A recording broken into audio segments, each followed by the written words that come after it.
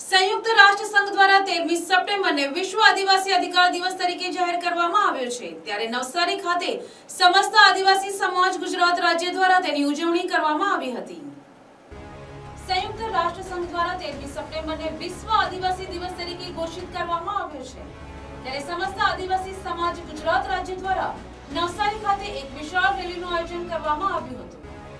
કબીરપુર ગ્રીડથી શરૂ થયેલી આ રેલી બિરસા મુંડા સર્કલથી કલેક્ટર ઓફિસે પહોંચી હતી, જ્યાં આદિવાસી સમાજના હકો અને શિક્ષણ, નોકરી, આદિવાસી વિસ્તારમાં આવતા વિવિધ પ્રોજેક્ટો તેમજ બોગસ આદિવાસી પ્રમાણપત્ર જેવા વિવિધ મુદ્દાઓની માંગ કરતું આવેદનપત્ર આપવામાં આવ્યું હતું।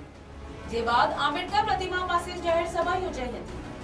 આ પ્રસંગે આદિવાસી સમાજના લોકો મોટી સંખ્યામાં ઉપસ્થિત રહ્યા હતા। डॉक्टर प्रदीप गरासिया प्रमुख समस्त आदिवासी समाज गुजरात राज्य आज नवसारी खाते 13 सप्टेम्बर विश्व आदिवासी अधिकार दिन कार्यक्रम થઈ રહ્યો છે અને આખા દેશ અને દુનિયાની અંદર આદિવાસીઓએ પર્યાવરણની રક્ષા કરી છે, જળ જંગલ જમીનની રક્ષા કરી છે અને ઓછામાં ઓછું પ્રદૂષણ કર્યું છે।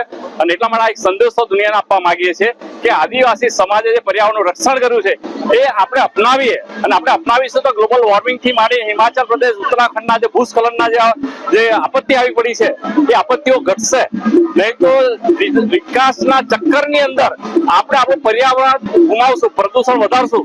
એટલે દક્ષિણ ગુજરાત અને આખા દેશની અંદર પ્રોજેક્ટો, વિનાશકારી પ્રોજેક્ટો આવી રહ્યા છે, એ પ્રોજેક્ટો અટકે અને આપણું પર્યાવરણ, જળ જંગલ જમીન સચવાય, એના એ મુખ્ય ઉદ્દેશ છે। અને આદિવાસીઓને જે અધિકારો આપવામાં આવ્યા છે એનો પૂરેપૂરો અમલ થાય એ એનો મુખ્ય ઉદ્દેશ છે। Report NDC news Navsari.